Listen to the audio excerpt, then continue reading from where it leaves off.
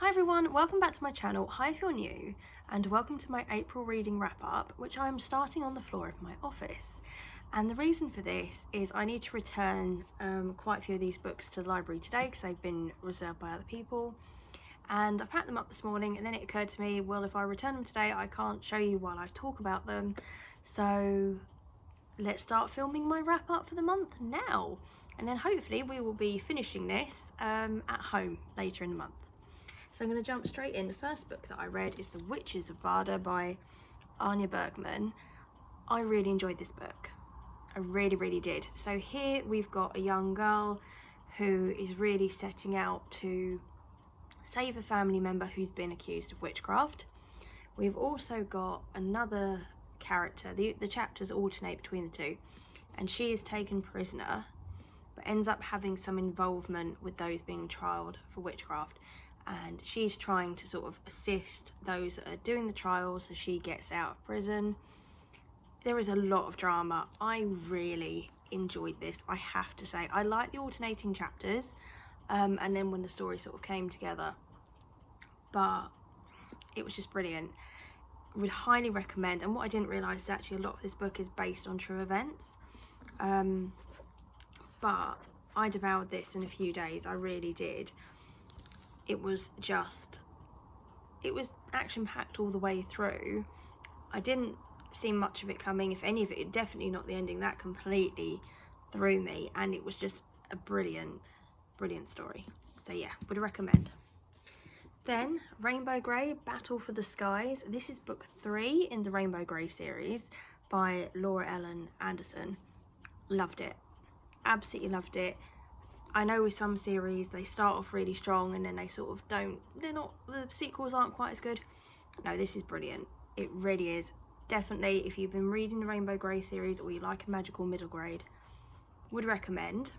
So in this series we join Rainbow Grey and her friends who are weatherlings, which basically means they have magical powers to control the weather. She's got a cute little cloud cat called Nim who explodes randomly.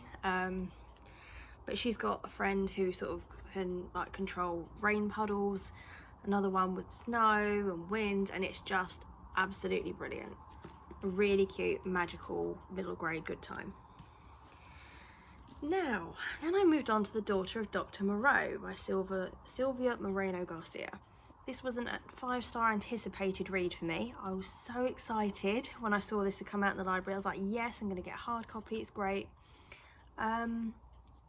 Just didn't quite do it for me. It didn't. We're looking at a 3 out of 5 stars, which was still good. You know, I still finished it. I got to the stage, you know, when you're not really loving a book, but you are invested enough, you need to finish it, you need to know what happened. And that's what I felt with this book in the end. But we join the daughter of Dr. Moreau, and really these experiments of the Dr. Moreau, where he's sort of trying to create hybrids of people and animals. That's what I really wanted the story to focus on, but it just got a little bit action-packed. I'm not into sort of fighting scenes with shooting each other and things like that.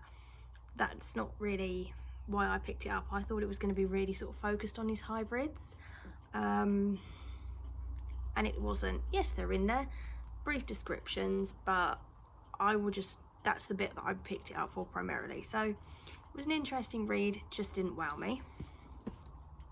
Then The Christmas Murder Game by Alexandra Benedict. Now, I'd requested this from NetGalley originally, and then I saw they had the copy in the library, so I was like, let's get a physical copy.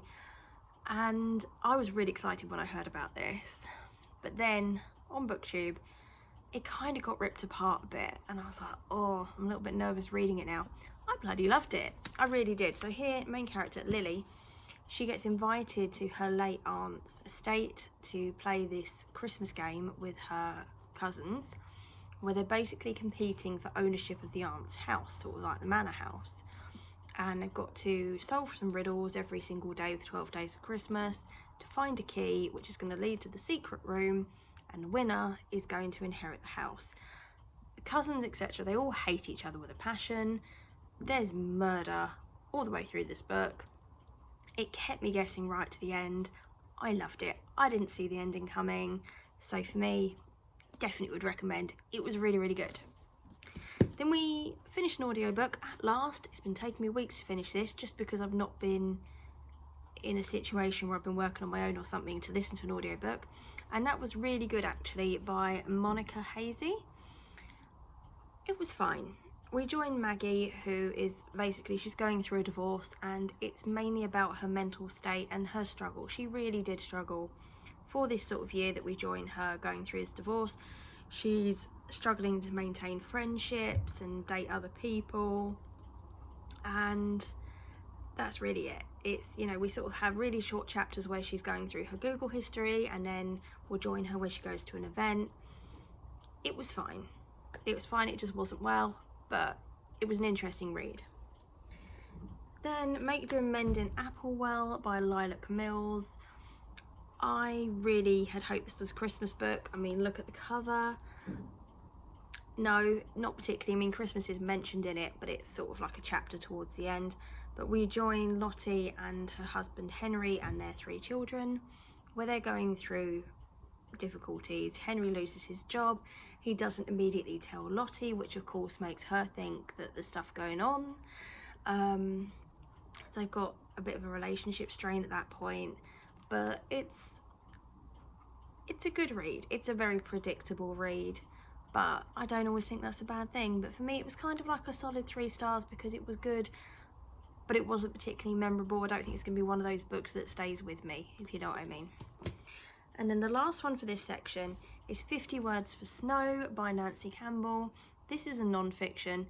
This was brilliant. This was a solid 4 out of 5 stars because it actually encouraged me to go away and do some extra research and look up some of the things that were mentioned in this book. So it has 50 words.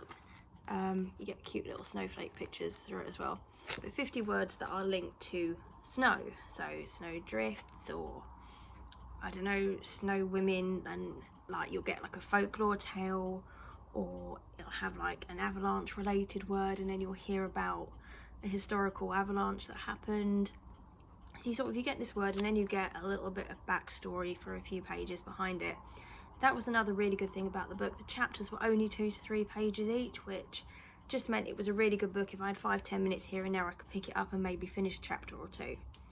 But as I said, it encouraged me to go away and look up other things, so that to me is a marker of a very good non-fiction. And there's some terms that have stuck with me. It's just a really good, interesting read, so I definitely recommend. So I'm going to return those books to the library now. I shall catch up with you, hopefully in a matter of seconds, at home. So I have a good few more books to talk to you about. This has turned into actually quite a good reading month for me, in that, well, not so much the quantity wise, but the enjoyment factor. I read some really, really good books this month, and I had my reread of The Atlas Six by Olivia Blake. I want to read the sequel this year, and it'd been about a year since I'd read this, and I thought I want to refresh myself with these characters and the plot and everything, and I'm so pleased that I did, because this went from a 4 out of 5 star to a 5 out of 5 star for me. I really love this. And we join basically 6 magicians that are chosen by the Alexandrian Society to kind of pledge to join, but only 5 are going to make it through. And the Alexandrian Society is kind of like a secret society. They hold sort of all the magical secrets, I think, basically of the world. But obviously it gets quite competitive. We learn about their different magic skills. There's relationships developing between them and the outside world. And I loved it. So I cannot wait to read The Atlas Paradox. Really, really would recommend. Then I listened to an audiobook, and this is a book that was so hyped, and it was a 5-star anticipated. For me, it fell flat, unfortunately, and that is Emily Wilde's Encyclopedia of Fairies by Heather Fawcett. I love the idea of it, you know, this person going out and putting together this Encyclopedia of Fairies. I thought it sounds like a wonderful magical time, and it was good. It was a magical adventure, you know, and there were twists in it that I didn't expect, but it was lacking something, and I can't quite put my finger on it. I think I had no connection to any of the characters at all, and therefore I wasn't particularly rooting for or against them. I just like wasn't really bothered. But yeah, it was alright. It was still fine. I think I've still given it 3 out of 5 stars. It wasn't a bad book. It just, to go from sort of like a 5-star to that just was a little bit, oh well, okay. Then we hit middle grade. The Map Makers by Tamsin Merchant. I love this book. This was a sequel to The Hat Makers that I read last year, where we joined Cordelia Hatmaker on an adventure, basically to find a family member. And that's what followed on in this one, except this was a really, really fun adventure.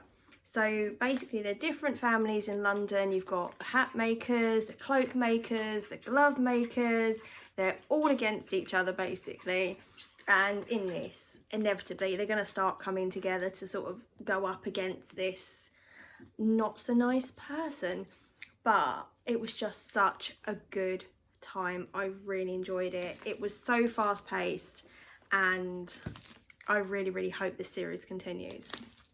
Then I read Wayward by Amelia Hart and I really enjoyed this. This was a 5-star anticipated for me and I thought it was really, really good. So we join three characters in 3 different time periods. We've got Kate in 2019, Violet in 1942 and Altha in 1619. Now Altha basically is being tried for witchcraft. You've got Violet, who is different, shall we say, in her family, and her dad's a bit freaked out by her. And then we've got Kate, who is basically fleeing an abusive relationship. So a lot of trigger warnings in here, okay? Please do check them out before you pick them up because, as I said, we've got domestic abuse, we've got also miscarriage, we've got terminations, and it's really quite an emotional read. But I really loved it. I love seeing how the characters sort of ended up being linked, the different relationships they sort of formed or got rid of. And it was just really a great feminist empowerment book and really, really enjoyed it. So then what did I read? Ah, yes. Finally read The Final Girl Support Group by Grady Hendrix. This had been on my TBR for ages and I just never went and picked it up, but then I saw it in my local library and I was like, yeah, all right. This was a 5-star anticipated for me. We didn't hit the 5-star. Basically we join a support group of final girls who are girls who survived a massacre, and I don't know, for me it was quite predictable for a lot of it. Basically it then looks like somebody is targeting this group. That's the main story here. For me it was fairly obvious for a couple of the supposed twists. 1 or 2 of them not so much. So this is why I'm a little bit unsure where I finally sit with this book, because there were bits I was like, oh, this is getting really, really boring. And other bits I'm like, no, that was a really good way to go with it. I really like that. So yeah, we've got a bit of an unreliable narrator. So if that's one of the sort of the tropes that you like, might be good for you. Yeah, just, it wasn't bad. Again, it was a 5-star anticipated that didn't just hit the mark, but it was fine. Then, what did we read? Again, I'm sorry guys, we are playing ball, as is the norm with my videos. Are you helping? Are you helping? I might have to change my positioning because somehow me sat on the floor here means it's time to play ball, but bless him. Right, then I read The Silence Project by Carol Haley. You know when you add a book to your TBR and you're so convinced it's about something and then you go and pick it up and it's not that at all? That was basically my experience of this. I had no idea this was going to be quite so dark, heavy and depressing. So we join Amelia, who is coming to terms with something that her mum did. Now her mum basically starts this almost cult group following where the women go silent, and it's all about listening rather than sharing your opinion, I guess. Then the mum sort of sparks this kind of mass suicide where she and so many other women burn themselves alive. And you've then got Amelia's story of what happens after. and how her and her dad are treated, her future experiences with this group. You know, you find out what she sort of felt that she missed with not having that connection with her mother. So I don't know what I had expected initially when I put this on my TBR, but it was actually a very emotional and heavy read, and you know, it was quite upsetting in places. Thought-provoking in others, but just, it was an interesting read. I have no intention of rereading it, but I'm kind of pleased that I read it. Then, what did I read after that? I went to 5 to 5. I finally had this come through from the library. It's by Holly Jackson, and this is a YA thriller. And again, it was all right. Better than I thought it was going to be, and that is because it was a 5-star anticipated, and it took 50 to 60% of the way through the book for me to actually get interested in the story. So we join these 6 friends who are off on a trip in an RV, camper van, minivan, whatever you want to call it out here. And it breaks down and we realise there's a sniper and they're targeting these teenagers, targeting the teenagers. And it was very predictable in some places, and then it just wasn't. It went down this direction that I hadn't anticipated at all, and I'm like, well, hang on a minute, is this the same book? Because we've gone from it really kind of dragging a lot to all fast-paced, really, really great, twist after twist, and I loved it. So basically they're spinning their secrets of things that they've done as to why the sniper might be after them, and none of them seemed to be what they thought their other friends were like, and it was just really good in the end. So I really enjoyed it, really would recommend. And I listened to the audiobook for this a lot while I was at the gym, and I quite like the audiobook. Yeah, it was good, it was good. Right, then 2 more. Sad Ghost Club 3. I love this graphic novel series. It is so sweet. Illustrations, love them. And it's very relatable. And that's what I like the most about this series. So we join the Sad Ghost Club, who are basically individuals, ghosts, who maybe are suffering from anxiety, from depression or loneliness. But they all come together to help each other through things. And we've got one who basically reaches their breaking point because they have a lot put on them, and they're like, yeah, I can do that, yeah, I can do that, yeah, I can do that. And then, you know, when you hit that stage, it's a little bit too much. And then they deal with real problems as well for people, which particularly with anxiety, where sometimes you really don't feel comfortable making a phone call. I know me personally, I tend to text and email everyone because if I'm having a bad anxiety day, I struggle to speak to people. And I think this is really good for letting people with anxiety and depression and things know that you know, people get it and they understand what it's like, and these things that people take for granted are being so easy to do. It's not always that easy. And that's what I just really love about this series. I think it's a really, really great, relatable graphic novel series. And then I finished a book yesterday that had been intimidating me for quite some time, and that's Clara and the Sun by Kazuo Ishiguro.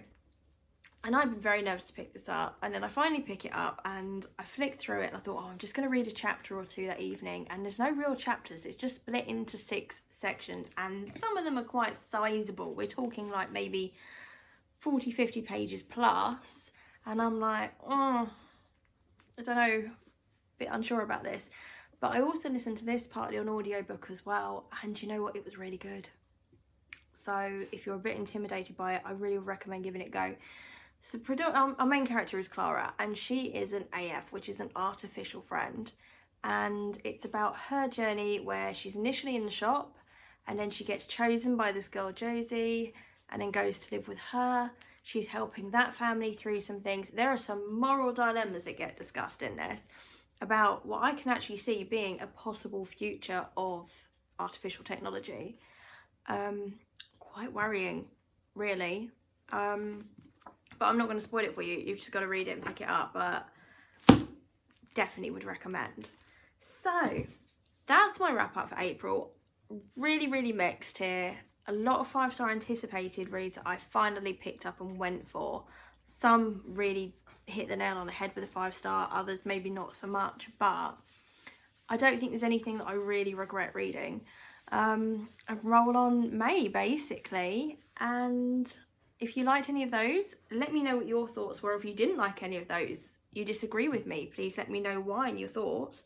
Or if you're adding any of those to your TBR, again, let me know. Like the video if you liked it, consider subscribing, and I'll see you in the next one. Bye. What are you doing? What are you doing? You're just being cute.